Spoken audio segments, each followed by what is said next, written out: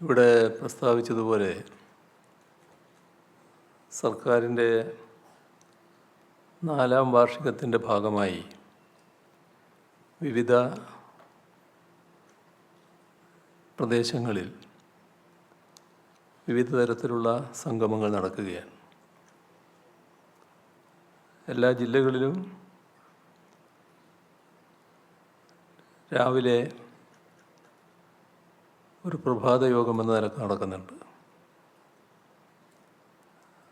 അതിൽ ജില്ലയിലുള്ള പൊതുകാര്യങ്ങളിൽ താല്പര്യമുള്ള ആളുകളൊക്കെ പങ്കെടുക്കുകയാണ്. ഇപ്പോൾ 11 ജില്ല പൂർത്തിയായി കഴിഞ്ഞു. നല്ല പങ്കാളിത്തമാണ് എല്ലാവരുടെയും കണ്ടത്. മാത്രമല്ല, പങ്കെടുത്തവരുടെ ഇടപെടലും വളരെ പ്രത്യേകതയുള്ളതായിരുന്നു. താല്പര്യപൂർവം നമ്മുടെ നാടിൻ്റെ വികസന കാര്യങ്ങളിൽ അഭിപ്രായം രേഖപ്പെടുത്തുന്നതാണ് കണ്ടത്. തുടർന്നുള്ള പ്രവർത്തനങ്ങൾക്ക് വലിയ തോതിൽ സഹായകമാകുന്ന ഒട്ടേറെ നിർദ്ദേശങ്ങളും വന്നു. സംസ്ഥാനതല യോഗം ഇപ്പോൾ ശാസ്ത്ര സാങ്കേതിക പ്രൊഫഷണലുകളുടെ യോഗമാണ് ആദ്യമായിട്ട് നടക്കുന്നത്. 2 യോഗം ഇതിനു മുൻപ് നടക്കേണ്ടതായിരുന്നു. നമ്മുടെ രാജ്യത്തിൻ്റെ പ്രത്യേക സാഹചര്യം വന്നപ്പോൾ ആ ഘട്ടത്തിൽ 4ാം വാർഷിക ആഘോഷ പരിപാടികൾ വേണ്ടതില്ല, തൽക്കാലം മാറ്റിവെക്കാമെന്ന് തീരുമാനിച്ചതിൻ്റെ ഭാഗമായി 2 പരിപാടികൾ മാറിപ്പോയിട്ടുണ്ട്. ഏതായാലും പ്രൊഫഷണലുകളുടെ യോഗമാണ് ആദ്യമായി ഈ സംസ്ഥാനതല യോഗങ്ങളിൽ ആദ്യത്തേതായി നടക്കുന്നത്. നല്ല പങ്കാളിത്തമാണ് ഇതിലും കാണുന്നത്. വിവിധ മേഖലകളിൽ നിന്നുള്ള പ്രൊഫഷണലുകളാണ് ഇവിടെ പങ്കെടുത്തിട്ടുള്ളത്. അപ്പോൾ നിങ്ങളുമായി സംവദിക്കാൻ കഴിയുന്നത് സന്തോഷകരമായ കാര്യമാണ്. ഒട്ടേറെ നിർദ്ദേശങ്ങൾ സ്വാഭാവികമായും കേരളത്തിൻ്റെ വികസനവുമായി ബന്ധപ്പെട്ട് നിങ്ങൾക്ക് നൽകാനുമുണ്ടാവും. ശാസ്ത്രവും സാങ്കേതിക വിദ്യയും കേവലമായ പഠന വിഷയങ്ങൾ മാത്രമായല്ല കാണേണ്ടത്. ജീവിതത്തിൻ്റെ സമസ്ത മേഖലയെയും മെച്ചപ്പെടുത്താനുള്ള ഉപാധി കൂടിയായി ശാസ്ത്ര സാങ്കേതിക മേഖലകളെ കാണേണ്ടതുണ്ട്. ഈ മേഖലയുടെ ഗുണഫലങ്ങൾ അനുഭവിക്കാതെ ആരും ഒരു ദിവസം പോലും കടന്നു പോകുന്നില്ല എന്നതാണ് വസ്തുത. രാവിലെ ഉണർന്നെഴുന്നേറ്റാൽ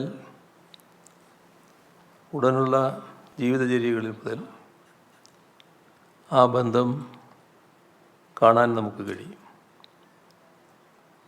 അതുകൊണ്ട് തന്നെയാണ് ശാസ്ത്രവും സാങ്കേതിക വിദ്യയും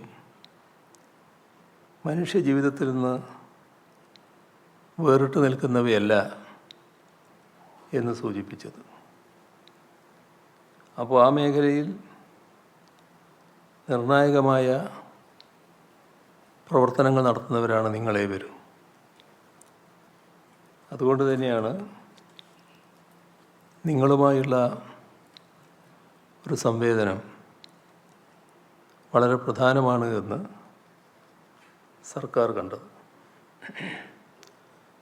വൈജ്ഞാനിക നൂതനത്വ സമൂഹമായി നമ്മുടെ നാടിനെ മാറ്റുന്നതിനുള്ള അങ്ങനെയുള്ള ഒരു പരിവർത്തനം കൊണ്ടുവരുന്നതിനുള്ള ശാസ്ത്ര സാങ്കേതിക രംഗത്തെ മുന്നേറ്റങ്ങൾക്ക് വഹിക്കാൻ കഴിയുന്ന പങ്ക് എന്തൊക്കെയാണ് എന്നത് സ്വാഭാവികമായും പരിശോധിക്കപ്പെടണം. അതേപോലെ തന്നെ ശാസ്ത്ര സാങ്കേതിക വിദ്യ പരിപോഷണമല്ല,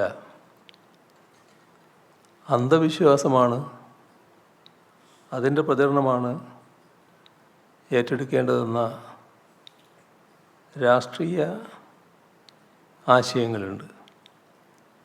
ആ രാഷ്ട്രീയ ആശയങ്ങൾക്ക് മേൽക്കൈ വരുന്ന ഒരു ഘട്ടമല്ലേ ഇത് എന്ന് സംശയിക്കേണ്ടതായിട്ടുണ്ട്. അത്തരമൊരു ഘട്ടത്തിലാണ് നമ്മുടെ ഈ പരിപാടി എന്നത് മറ്റൊരു പ്രാധാന്യമുള്ളതാണ്. ഇപ്പോൾ ശാസ്ത്ര ഗവേഷണത്തിനും ശാസ്ത്ര പഠനത്തിനും അനുയോജ്യമായ അന്തരീക്ഷം സൃഷ്ടിക്കുക, ഇത് സംസ്ഥാന സർക്കാരിൻ്റെ പ്രഖ്യാപിത നയമാണ്. അതിനുതകുന്ന പ്രവർത്തനങ്ങളാണ് സർക്കാർ നടത്തി വരുന്നത്. പക്ഷേ നാം കാണേണ്ടത് സർക്കാർ തലത്തിലുള്ള ഇടപെടലുകൾ കൊണ്ട് മാത്രം ആ മുന്നേറ്റം പൂർണ്ണമാകണമെന്നില്ല. ഇക്കാര്യത്തിൽ ശാസ്ത്ര സാങ്കേതിക വിദഗ്ധരുടെ നിർലോഭമായ ഇടപെടൽ ഉണ്ടാവണം. ഓരോ സെക്കൻഡിലും ശാസ്ത്ര ഗവേഷണവും സാങ്കേതിക വിദ്യയും വികസിക്കുന്ന കാലമാണിത്. അവയെ അനുനിമിഷം നമ്മുടെ നാടിൻ്റെ വൈജ്ഞാനിക ശൃംഖലയുമായി കൂട്ടിച്ചേർക്കാൻ കഴിയേണ്ടതുണ്ട്. അപ്പോൾ അതിനുതകുന്ന ചർച്ചകളും നിർദ്ദേശങ്ങളും ഈ യോഗത്തിൽ ഉയർന്നു വരുമെന്നാണ് പ്രതീക്ഷിക്കുന്നത്.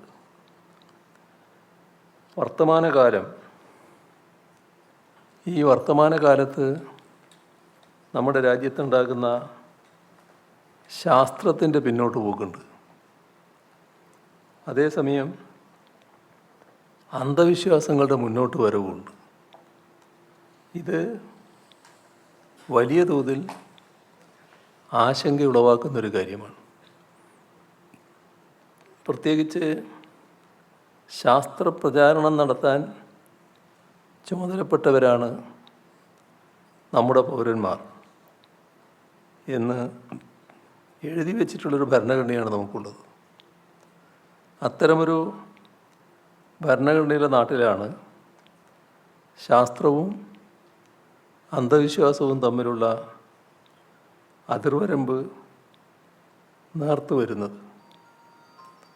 ആ കാഴ്ചയാണ് ഇപ്പോൾ നാം കാണുന്നത്.